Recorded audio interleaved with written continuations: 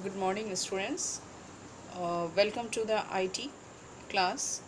Today we will see inform that ICT tools, that is information and communication technology tools. Last day we have discussed about the different ICT tools like mobile, TV, radio, television, all these things we have discussed, and in details we have seen about the mobile today, and then hardware, software, then computer parts of the computer, different. So that things we have discussed in the previous class. Today we will see the different type of devices like input device, output device, the storage devices. Okay, so there are different type of devices. Input device means which is used to accept the data or instruction, that is input device.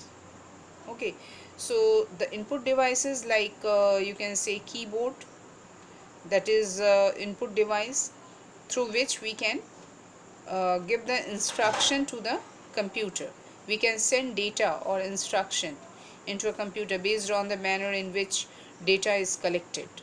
Next one is typing device, that is keyboard, through which there are different buttons are there. However, typing the input data can be time consuming and prone to human error, but that is the input device.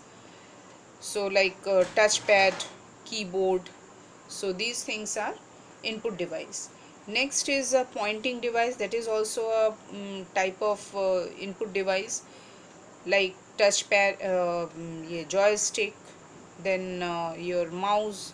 These are the pointing devices by which you can point, trackball, or by which you can input the data by pointing, or to take input by sensing the movement of the cursor. So these devices used face recognition, then fingerprint recognition. Okay, so this type of retina recognition, this retina scanning, so these things are used here in uh, pointing devices. Next is optical that is also optical devices, scanning, retina scanning, or fingerprint, then face recognition. These are the optical device. Or you can see, all of you have seen in the shopping mall that barcode reader, that is also a scanner, barcode reader. These are also pointing, this optical device.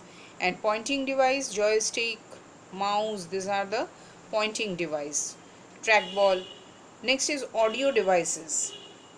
Okay, audio devices by which we can give the sound, we can give the input in the form of sound. Okay, that is audio devices like microphone, speaker to output device, a microphone by which we can input the data. Okay, by which we can send the data to the receiver. Now these are the different type of input devices. So input device like keyboard, scanner, mouse, barcode reader, all these are input devices, different type of input devices. And then touchpad, joystick, scanner, microphone, trackball, barcode reader, digital camera. Camera is also by because through which we can take the photo. So that is also an input device. Next is the output device. Output device means by which we can see the information. We can see the result. That is output device. Okay, like video, visual display unit, like your TV screen, then you can say mobile screen, your computer monitor. All these are output devices. Okay, so printer, printing device, that is printing device, that is also a type of output device by which we can see the output in the form on the paper. Okay, so that we can see the information in physical uh, form, or you can say hard copy.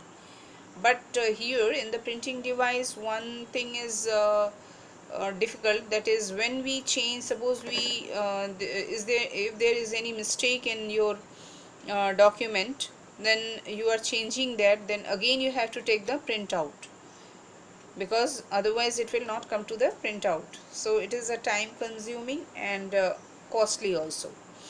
So that is pointing output devices. So monitor, printer, projector, and smart board you have seen in your class. Smart board, that is projector is used, that is also a output device. Then speaker, headphone, all these are output devices. Next is a storage device, where we can store the data. Okay, that is in CPU, in where we can store the data, that is storage devices. So that may be two forms, primary memory and secondary memory.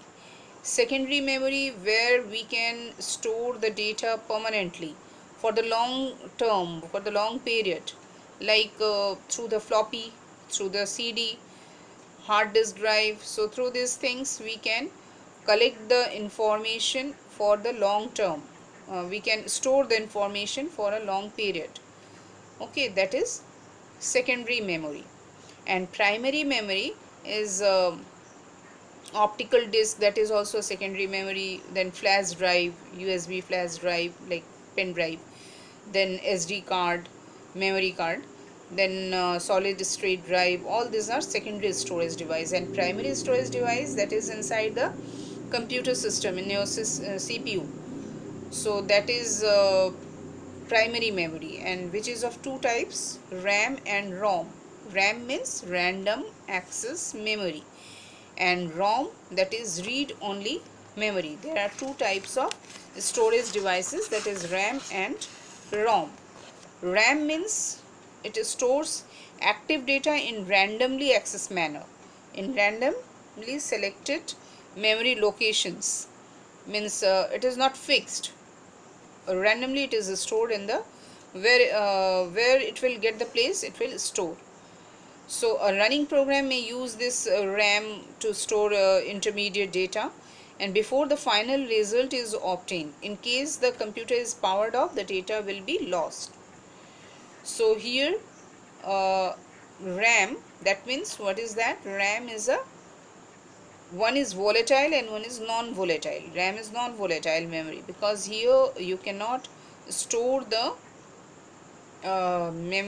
this is for temporary period. This is for temporary period. Here you cannot store a data for a long period.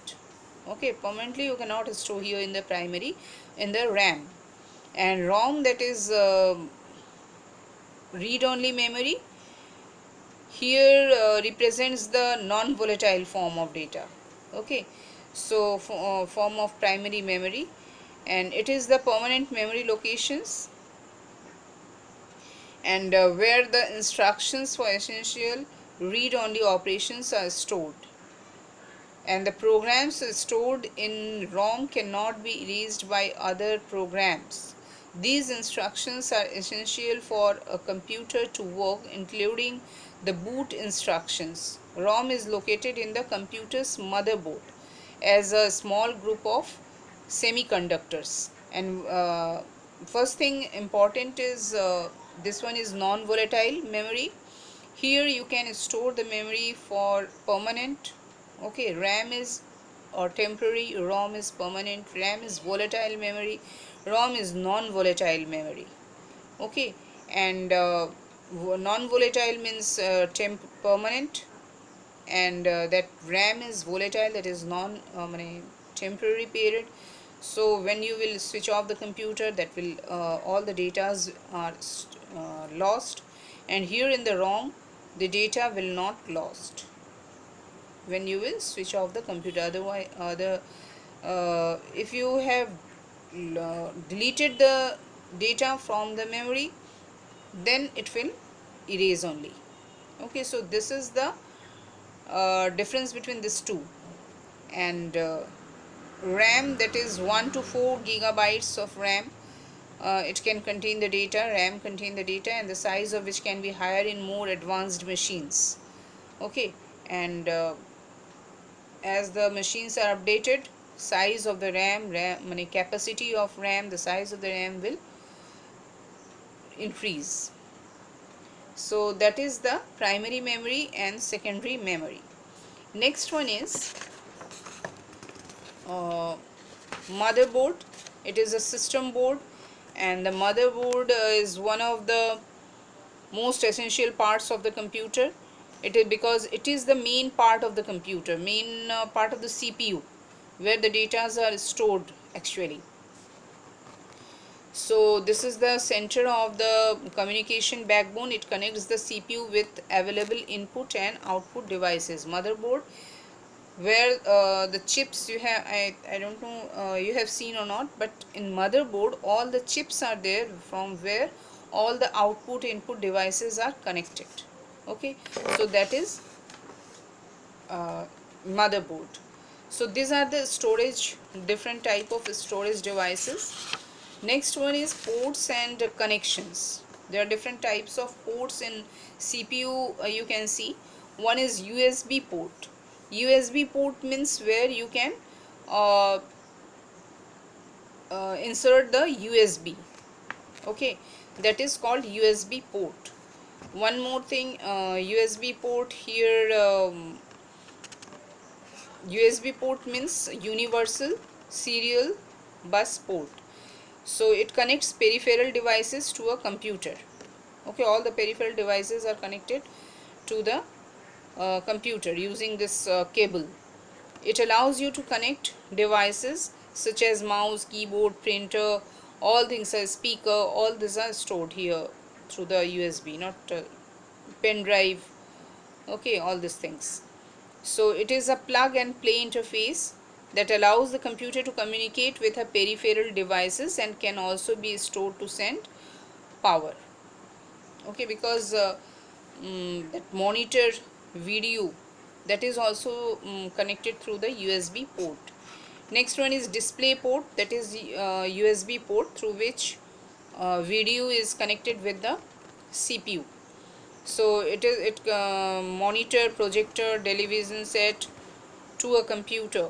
There are different types of display ports, including the video graphics array, VGA adapter. So high definition multimedia interface, HDMI port, and the digital visual interface, that is DVI port. Okay, there are different type of ports. Now it is available, all these ports in the computer, in the CPU.